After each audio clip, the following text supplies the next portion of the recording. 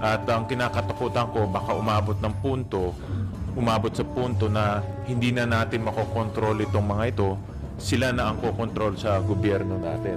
Kasi may mga tao na silang binabayaran.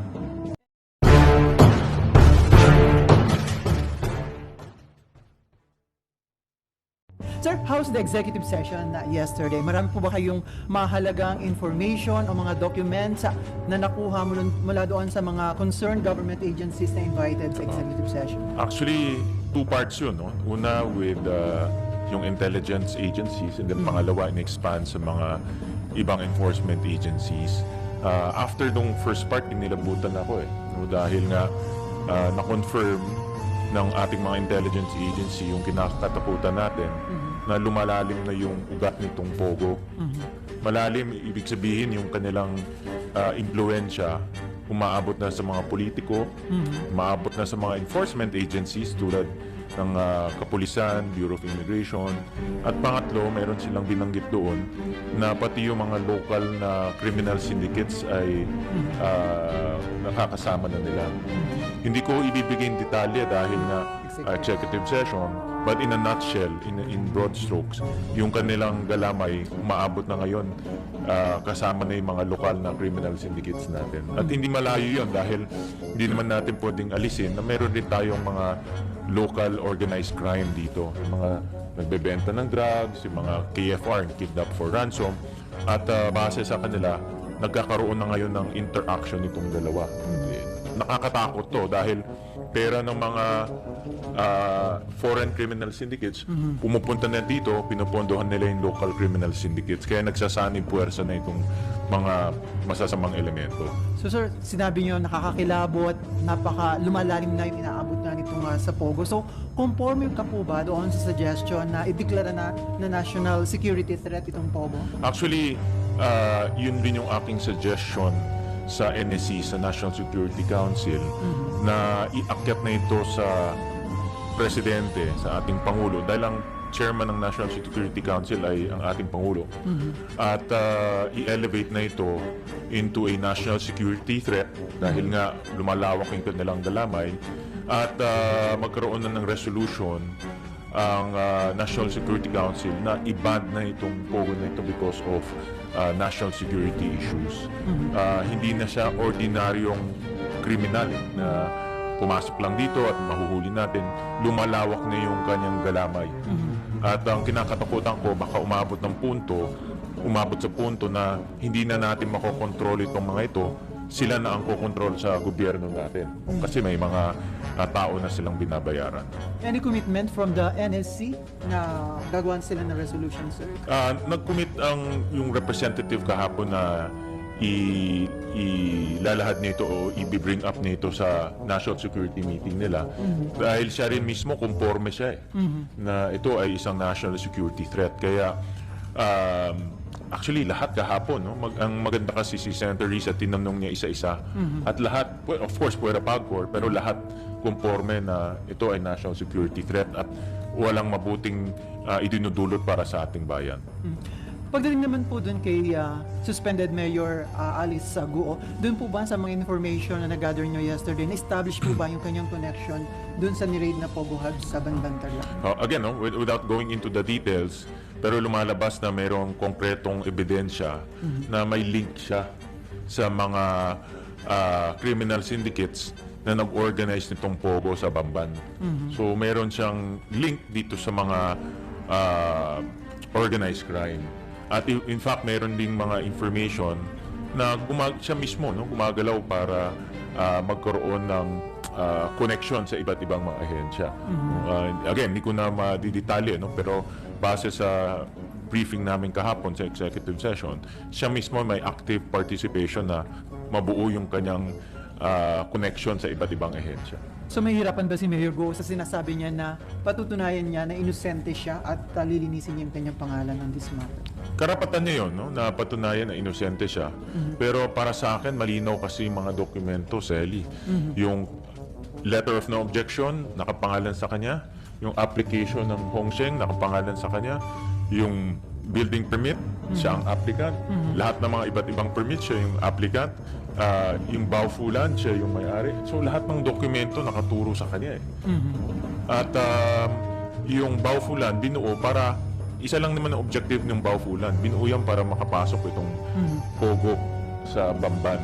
At siya yung presidente nitong korporasyon na ito. Kaya lahat ng dokumento itinuturo na meron siyang active participation para mabuo itong Pogo. Bigyan ko kayo ng halimbawa, linabas doon sa hearing yung application sa PLDT for internet. Yung application na yun, siya ang nakapangalan doon. So ibig sabihin, itong internet kasi mag-apply ka para sa Pogo eh. Hindi to nakita ko yung bill 120,000 per month kasi nga high capacity line, no? Tawag nila lease line. Hindi ito yung pangbahay na application. Ito yung application niya para sa Pogo facility. So, ang punto ko doon, meron siyang active participation para mabuo yung Pogo. Hindi lang siya representative, kundi active siya nag-apply sa PLDT para mabuo yung Pogo. So, hindi natin matatanggal yung ebidensyang yun. So dahil nga kiniklaim na innocent daw siya, ngayon po nag-file ng motion for reconsideration sa Office of the Ombudsman, yung abogado ni Mayor Guo, para daw i-lift yung preventive suspension issued by the Office of the Ombudsman. So tingin nyo, hindi ito mapabibig? Delikado yan.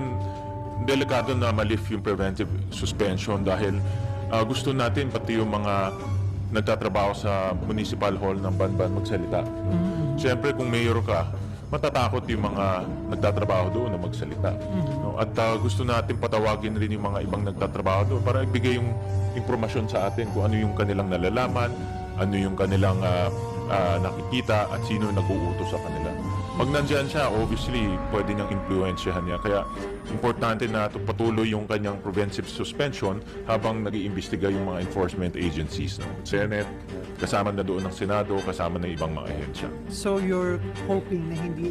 I'm hoping, I'm very confident na hindi mag-grant yan. No? Nabasa ko yung order ng Ombudsman at yung petition ng DILG at matibay no, yung petition ng DILG. So I'm very confident hindi mag-grant. Pero having said that, gusto ko lang ipaliwanag na pag ma-lift yung suspension na yan, may influensyahan niyo yung mga taong nagtatrabaho doon. So, importante yung mga nagtatrabaho doon ay makapagsalita sila ng malaya. Ngayon po ba, sir, may info kayo na takot magsalita? Yung mga... Natural tendency yan ng mga employees sa City Hall or sa Municipal Hall. Kung andyan si Mayor, talagang mag-iingat sila magsalita. Sir, sinabi ni Mayor Guo na handa siya magpa-DNA test only if her recognized birth mother, yung kanilang family na former helper, ang masisurface. Handa daw siya na magpa-DNA test. Okay rin yun. Kung yan ang magpapatunay ng kanyang citizenship, okay rin yun. Pero sa mga narinig ko at sa mga impormasyon na aking nakalap, na itong si Wendy ang pinapakilala niya na biological mother niya. Marami akong nakausap na mga taga-Valenzuela at taga-labas na rin yung mga naging kanegosyo nila o naging nakahalubilo nila na pinapakilala itong si Wendy na nanay niya. Yun ang narinig kong information. Kaya ang aking hamon sa kanya at kay Wendy, magpa-DNA test sila ng transparent. Transparent, open, may witnesses para malaman natin. Pwede rin ako nagkamali. Baka nagkamali yung aking information o yung mga narinig natin. Pero pwede rin tayo natama.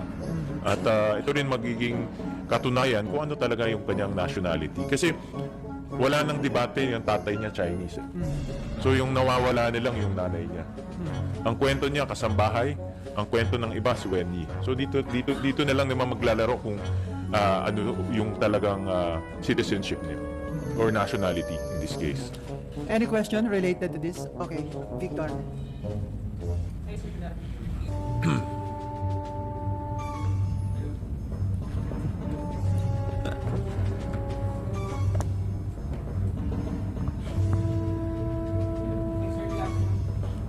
Sir, sabi ko ng abogado ni Mayor po si dapat factor kasi may tao sila factor sa 24/7.